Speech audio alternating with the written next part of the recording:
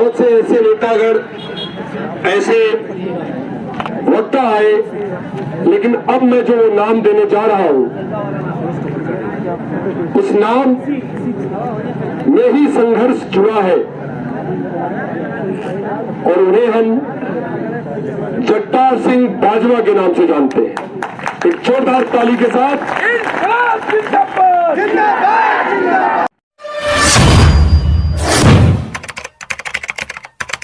आइए बाजवा जी, आप संयोजक हैं ड्रोन बचाओ मुहिम उत्तराखंड से, और मैं चाहूंगा कि विलंब न करते हुए मैं इन्हें आप माइक देता हूं।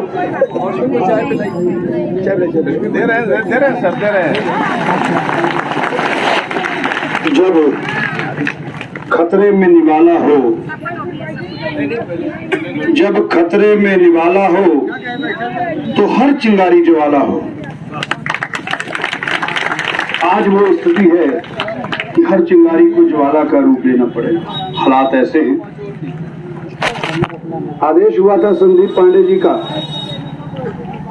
कि यहाँ आना जरूर है, परिस्थितियां अनुकूल नहीं थी, लेकिन संदीप जी जैसा व्यक्तित्व जिनका चिंतन समाज के प्रति रहता है, तो मुझे लगा कि जरूर जाना चाहिए। आपके दर्शन करने के लिए अभी जब हम आ रहे थे तो मुरादाबाद में जब ट्रेन पकड़नी थी तो हमारे एक मित्र मिल गए वहां। बोले कहाँ जा रहे हो?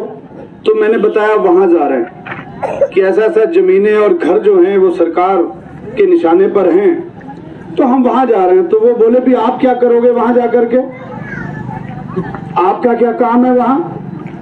तो मैंने कहा हमारा काम उतना ही है जितना हम गांव वाले लोगों का काम होता है। जब गांव में किसी के साथ भी दुर्घटना हो जाती है, परेशानी होती है, उसका इलाज तो डॉक्टर ही करता है, लेकिन हम सब लोग उसके घर में जाते हैं ना, जाते हैं पता लेने, ये एहसास करवाने जाते हैं कि हम आपके हैं, ये हमारे परिवार का विषय है। इस परिवार पर जब भी कोई कष्ट आएगा हम जिस लायक के साथ में खड़े हैं, ये बताने जा रहे हैं। मैंने उसे कहा तो मैं बता देना चाहता हूं, हम ये बताने आए हैं कि यहाँ के मकान, यहाँ की जमीनें अगर सरकार छीनना चाहेगी,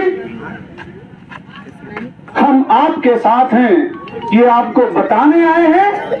हम आपके साथ हैं, पूरे देश के किसान आपके साथ हैं, सरकार को चेताने आए हैं, सरकार की समझ में ये बताने आए हैं। मैं तो सुनता था संदीप जी उत्तर प्रदेश की समस्याओं को लेकर के कि साहब वहां बहुत आवारा पशु हैं, किसानों की फसलें बर्बाद कर देते हैं।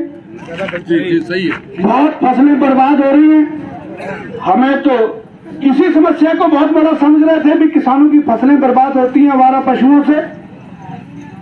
तो अब पता चला यहाँ की सरकार तो आवारा पशुओं से आगे बढ़ गई, वो तो जमीन भी बर्बाद करने पे तुल गई, वो घर भी बर्बाद करने पे तुल गई।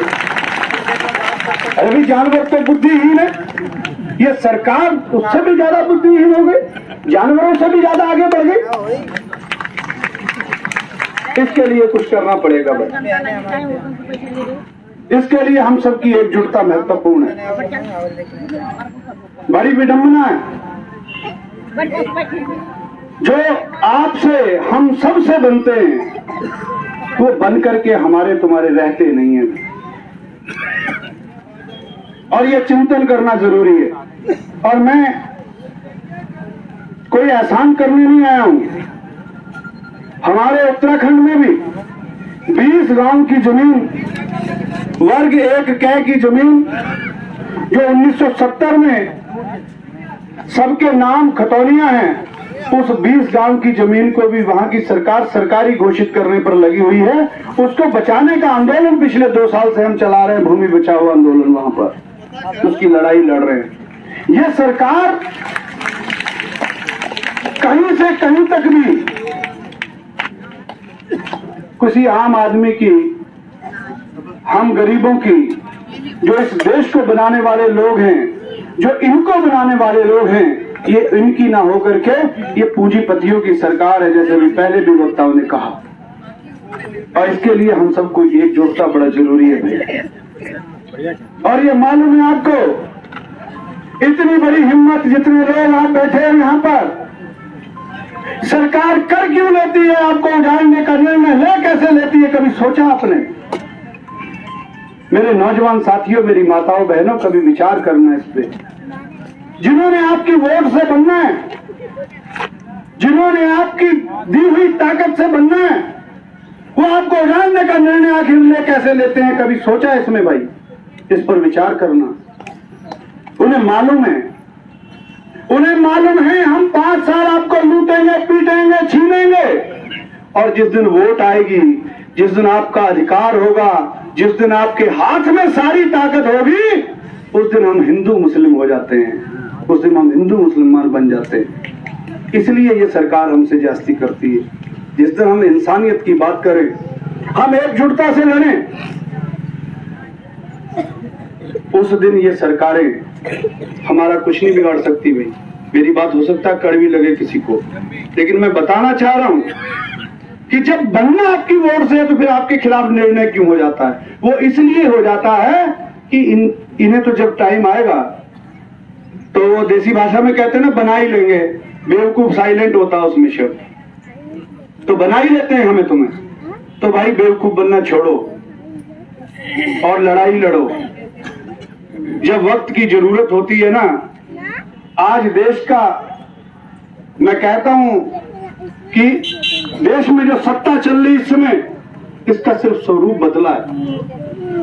किसी समय पे ईस्ट इंडिया कंपनी आई थी, जानते होंगे मेरे भाई बहन, काफी ईस्ट इंडिया का नाम सुना होगा।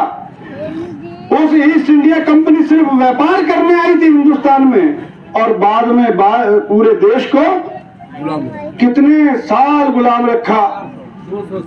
200 साल तक गुलाम उसने बना लिया। तो ये समझ लेना भी, ये सरकार भी जो है उसी ईस्ट इंडिया कंपनी का नया वर्जन है, नया वर्जन है माहौल के हिसाब से।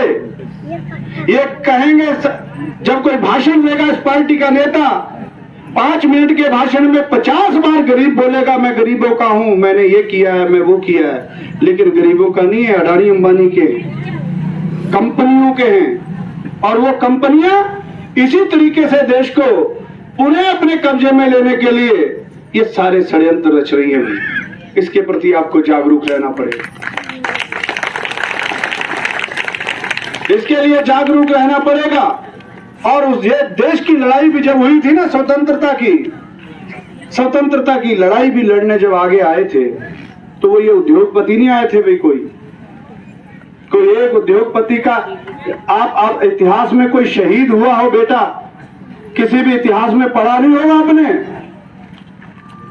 उस समय भी जो लड़ाइयां लड़ने वाले थे, भगत सिंह थे, चंद्रशेखर आजाद थे,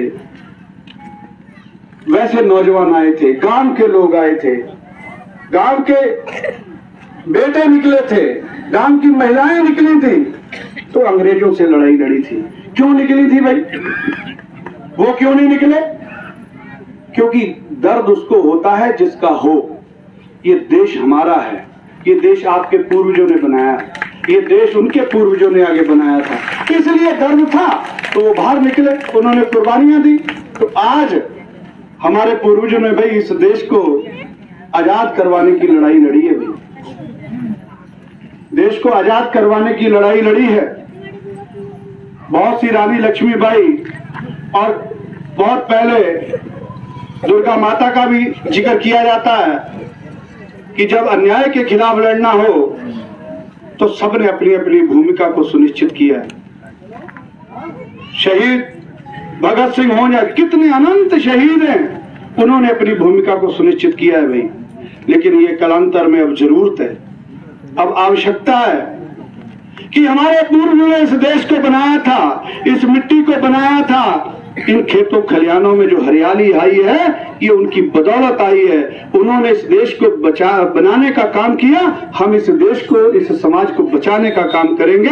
ये संकल्प आपको लेना पड़ेगा, तभी इस सरकार से लड़ाइयां लड़ी जा सकती है। तो मैं ज्यादा कुछ ना कहते हुए, क्योंकि आप सब लोग हमसे समझदार हो, मैं इस विषय पर यह बताना चाहता हूं कि पूरे देश का किसान मजदूर आपकी इस लड़ाई में आपके साथ खड़ा होगा। अभी 14 तारीख को दिल्ली में संयुक्त किसान मोर्चा की बैठक है और मैं विश्वास दिलाता हूं कि उस बैठक में, संयुक्त किसान मोर्चा की इस बैठक में भी आपके इस विषय को जरूर शामिल किया जाएगा और इस पर चर्चा की जाएगी कि पूरे देश के किसान मजदूर एकजुट होकर के ये जो सरकारी षड्यंत्र है, हमारे मकानों को, हमारे घरों को, हमारी खेतियों को पूंजीपतियों को देने का, इसके खिलाफ एकजुट होंगे भाई। तो ये मैं आपको विश्वास दिलाता हूं और इतना जरूर कहता हूं भाई, बहुत ज्यादा क्रांतियां जो है ना वो सिर्फ बातों से नहीं होती और सरकार से लड़ाई लड़नी इतना आसान काम नहीं है। सरकार से लड़ाई तभी लड़ी जाती है जब आपका संकल्प मजबूत हो, और जब हम संकल्प में विकल्प रख लेते हैं तब कोई भी लड़ाई जो है वो चलती नहीं है। आपका जो भी जनप्रतिनिधि हो यहाँ पर, तो आपका ये संकल्प होना चाहिए, यहाँ पर पार्टीबाजी में ना बटो, अपनी लड़ाई लड़ो कि हम सब एक हैं, कोई पार्टीबाजी नहीं। जो जनप्रतिनिधि हमारे साथ आज खड़ा नहीं होता, हम उसके साथ खड़े नहीं होंगे, ये संकल्प लेना चाहिए। हम उसको काम में घुसने नहीं देंगे, ये संकल्प होना चाहिए आपका। तो मैं ये निवेदन करना चाहता हूं आपसे कि आज आप इस मंच के माध्यम से, इस पंचायत के माध्यम से, मेरी माताएं बहनें यहाँ बैठी हैं, मेरे नौजवान साथी बुजुर्ग हैं, सब बैठे हैं, आज एक संकल्प करो भाई कि हम एकजुटता से लड़ेंगे। बहुत सी फूट डालने का जब आंदोलन चलता है तो उसमें बहुत से फूट डालने के योजनाएं सरकार बनाती है, उसको आप सफल नहीं होने दोगे तो दोनों हाथ उठा करके आज संकल्प लेना भाई इस लड़ाई के लिए। कि मैं संकल्प करवा के ये समझूंगा कि आप जिस मजबूती के साथ खड़े हैं उतनी मजबूती के साथ हम दिल्ली में संयुक्त मोर्चा में आपकी बात को रखेंगे और पूरी लड़ाई आपके साथ लड़ेंगे। तो जोरदार घोष करना भाई, दोनों हाथ ऊपर करके, किसान मजदूर एकता।